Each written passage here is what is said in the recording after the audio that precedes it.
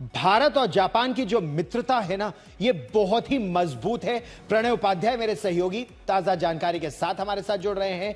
प्रणय, जब गति की बात करें, रफ्तार की बात करें, तो चाहे होंडा की मोटरसाइकिल हो, यामाहा हो, कावासाकी हो, या फिर कार में सुजुकी हो, या फिर मेट्रो हो, या बुलेट ट्रेन हो, शिनकानसेन, गति की बात की जाए तो भारत और जापान की मित्रता हर महीने में गति दे रही है प्रगति को। यह बताइए, रक्षा, सामरिक और हाई टेक्नोलॉजी क्षेत्र में अब इस संबंध को और मजबूत कैसे किया जा रहा है?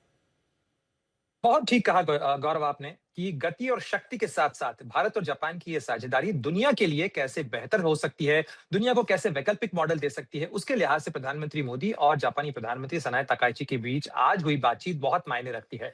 रक्षा क्षेत्र को सनाए तकाइची ने पहली बार जापान के निर्यात के लिए खोला है और ये पहला मौका है जब उनकी अपनी इस पहली यात्रा के दौरान भारत और जापान के बीच में इस बात को लेकर समझौता हुआ है कि अब जो नेवल रेडियो एंटेनाज हैं वो डेवलप किए जाएंगे और वो पहला प्रोजेक्ट होगा जिसको निर्यात के लिए भी खोला जाएगा। दोनों देश न केवल इसको विकसित करेंगे बल्कि अन्य देशों को उपलब्ध भी कराएंगे।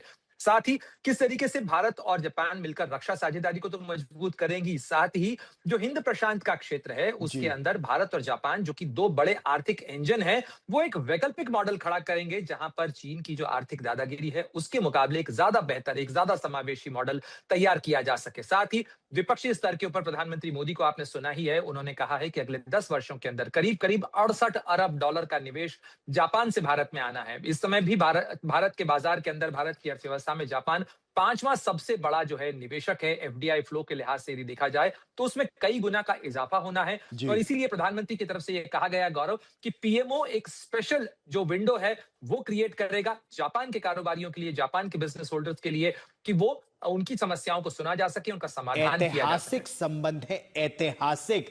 धर्म के भी, बौद्ध धर्म को अगर देखा जाए तो एक तरफ धर्म और दूसरी तरफ टेक्नोलॉजी, बहुत ही मजबूत है यह साझेदारी।